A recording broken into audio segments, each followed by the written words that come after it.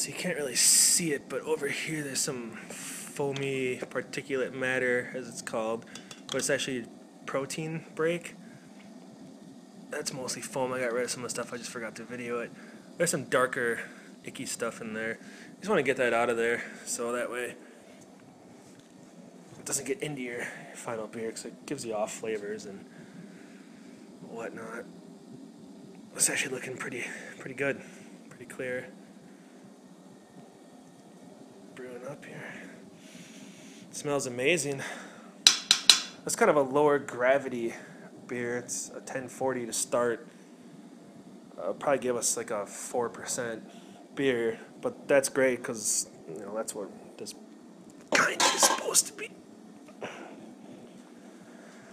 So yeah, we're still above our 212, and that's where we want to be. And again, we collected 7 gallons roughly, 6.5, 7 gallons. We want to end up with 5, or hopefully a little bit more, like 5.5.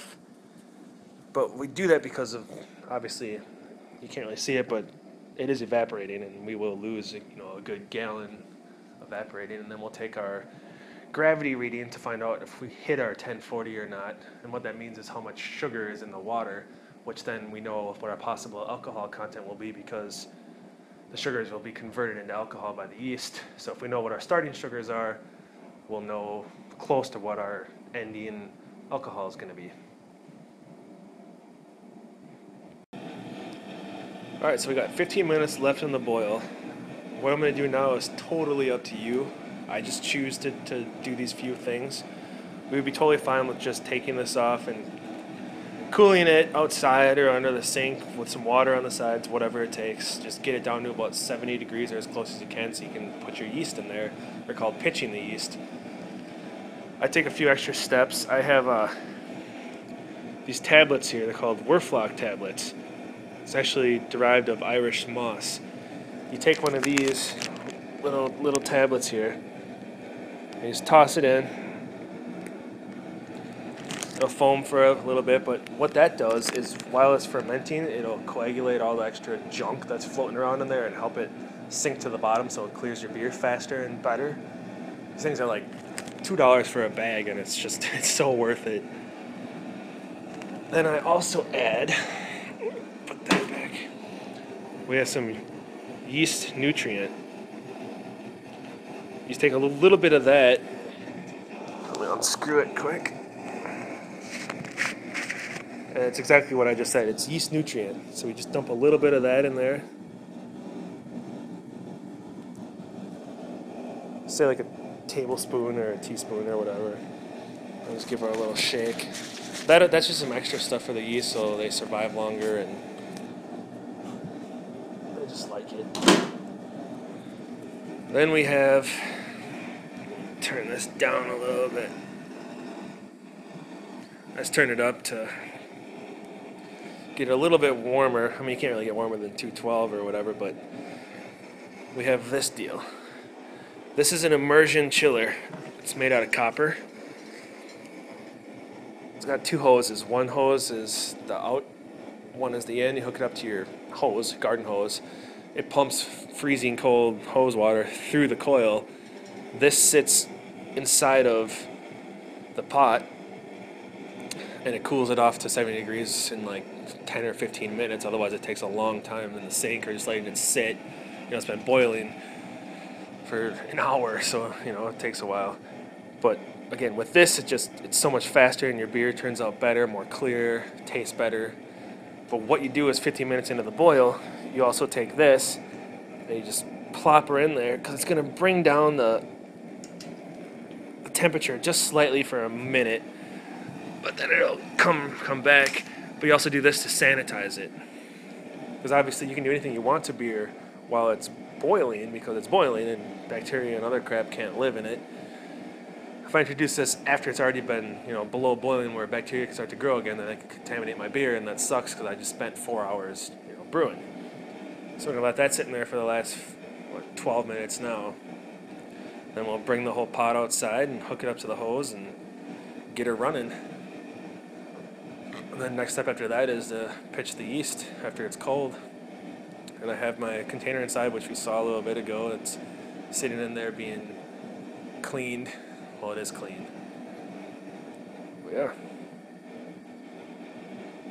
Alright, you can't see it very good, but I do have the wort chiller in here. And it's starting to chill. Gosh, it's not very bright out here. Anyway, I brought it outside, hooked up to the hose. Probably the last time I'll be able to do it because it's getting too cold out. Living in good old Minnesota anyway. But yeah, you definitely can't see it. It's in there though. We just kind of move it around. Bring our temp down. And that's how we do. So like I said, about 10-15 minutes of this and we'll be at our optimal 70-degree temperature, even sooner now that it's cold out. All the heat's just going to keep escaping, so it's perfect.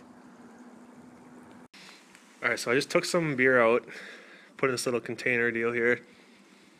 There's a hydrometer inside of it, which is the thing I was talking about earlier where it says how much sugar is in the water.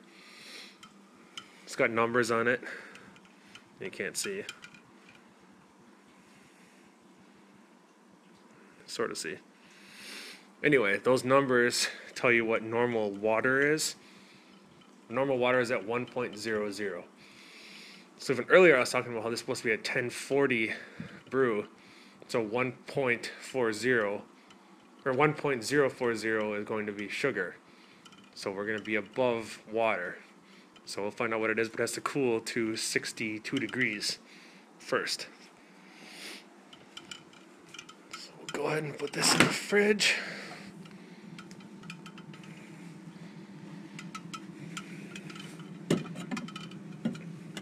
Let it cool off a little bit. We'll come back and check the reading on that, and then we'll know where we're at.